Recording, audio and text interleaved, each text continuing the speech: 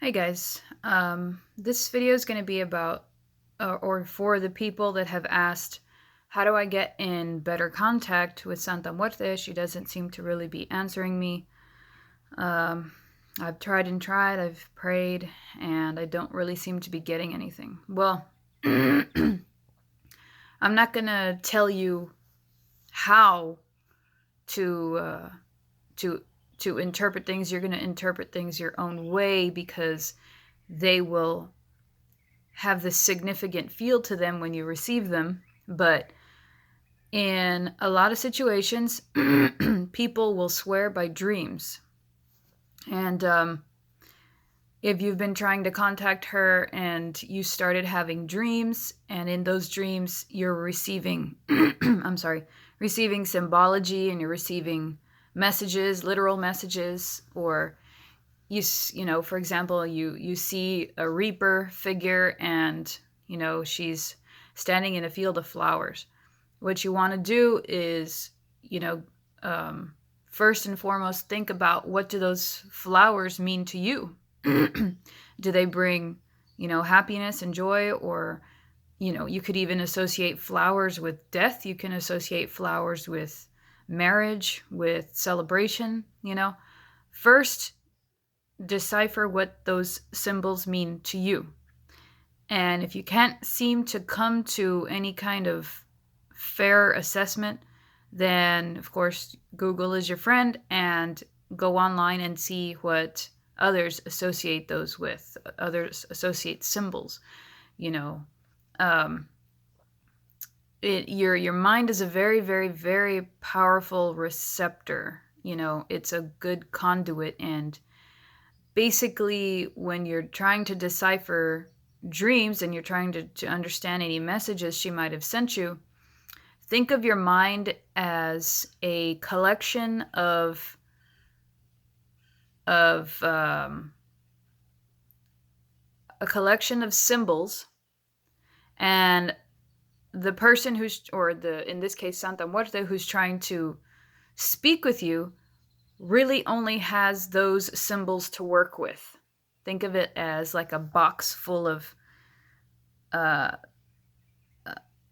full of items that she can use to interpret and allow you to interpret with. And she only has that box to work with. Think about it like that. Okay, your mind is very powerful. You do know a lot of things, and your brain, when you're dreaming, is doing all sorts of intricate and detailed analysis.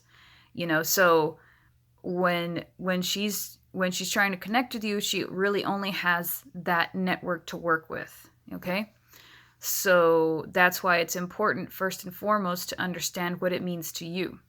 Because if, say for example, one person who loves snakes dreams about snakes, they'll associate that with comfort and happiness and joy, whereas somebody who hates snakes will associate them with enemies, fear, lies.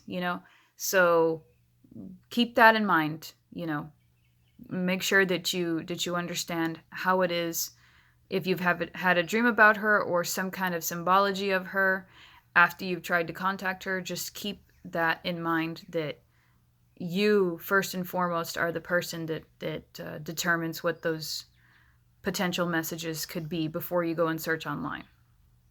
Okay, so there's one way, is dreams. Second is, you can also try meditation.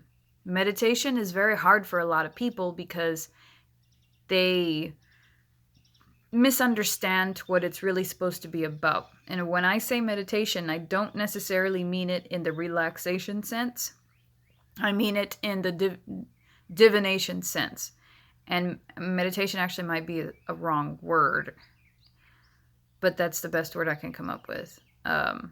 You get yourself in a relaxing position, sit comfortably, and put on some music that is relaxing but helps you focus. You don't want to fall asleep. I've done that on many occasions. Well, even if you fall asleep, you'll still have dreams.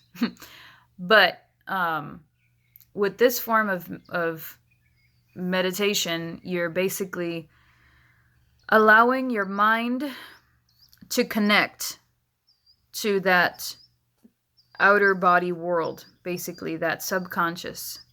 Um, it's another way in which you connect with that collective information. You sit in a comfortable place, you put on some relaxing yet stimulating music, and you just let your mind come to a sense of ease. You keep your eyes closed, um, and you just allow yourself to kind of drift into that in between wakeful and sleeping state. It's very, very hard to grasp. It takes a lot of practice. You're not going to get it overnight. Some people are lucky enough to pick it up pretty quickly, but it's not something that you're gonna be an expert at overnight if you've never done it before. Now, when that happens, a lot of times you'll start to see shapes, colors, um, random images will start popping in your head, and you want to kind of ignore the first or the initial images because those are just kind of your mind trying to clear itself. Okay, I'd say maybe 10 minutes, 15 minutes in is when the images that start to pop in your head are ones that you most definitely didn't put in there. Ones that you're not thinking about, oh, I left the oven on, or I have to do this tomorrow, or um, I have this issue going on. No, you want to get past those. You want to get to the ones where whoa, how did that pop in there? You want to get to those, and those are more likely going to be the ones that are best for you to decipher, that are best for you to try to jot down and store in the memory banks, which were already stored there in the first place. But those are the ones that are likely going to be the ones that you focus on. Okay. If you find yourself drifting off into sleep too easily, like I tend to do, what I'll do is I'll have a notepad and paper, and it's a very difficult thing. You have to really learn how to stay in that in-between state. But what I'll do is a certain amount of symbols will pop in my head, or even movie scenes will play out, very detailed, and I'll write it down, and what you do is, after a certain time, once you feel that those images have slowed down a bit, you get yourself out of that state, try to chill out and maybe eat something to ground yourself a little bit, and go back over and review those messages, either the ones that you remember or the ones that you wrote down. That's a good way to better connect. Another way, if those two don't work, is divination. And a lot of people will argue that it's a little bit less connected. It's a little bit less. It's a little bit less.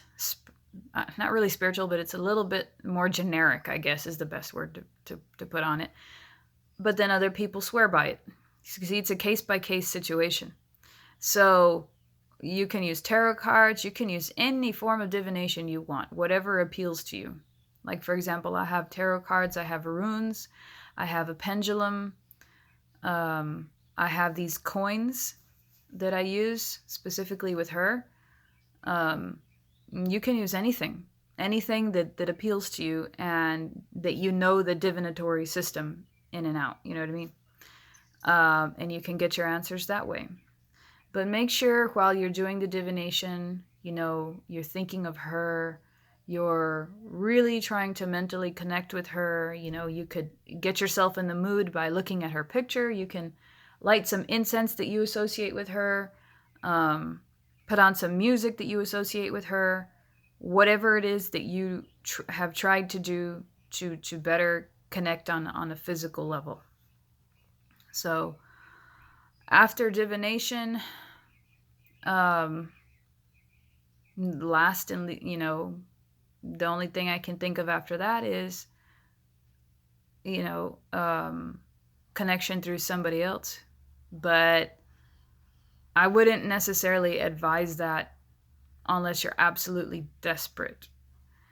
Like, I've tried to do it for other people and it doesn't work because, a lot of the times it's not a to get a middleman to find out messages for you is going to be your last resort. Now, that other person, yeah, can do divination for you, sure, but it's going to be kind of a little bit maybe diluted in comparison to receiving the message yourself, because then she's going to have to go through two middlemen, essentially, because the person and the divination, to get to you. So it's, point A, point B, point C to get a point D, whereas it should technically just be better from go to A to B. You know what I mean? I hope you get what I'm saying.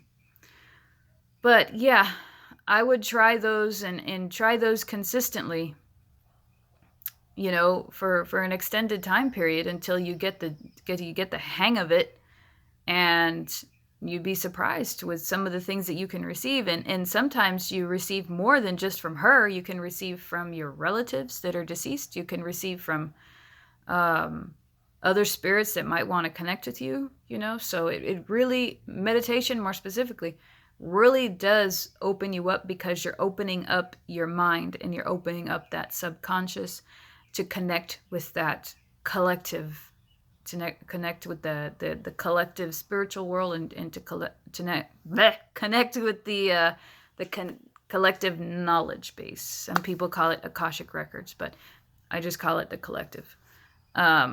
So just practice, guys.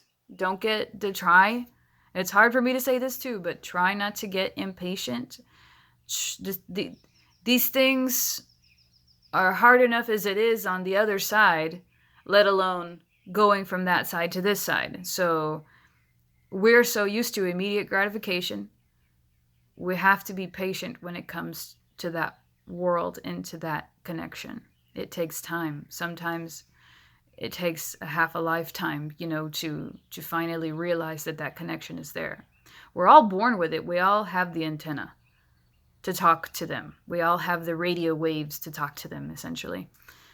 Some of us just need more practice than others.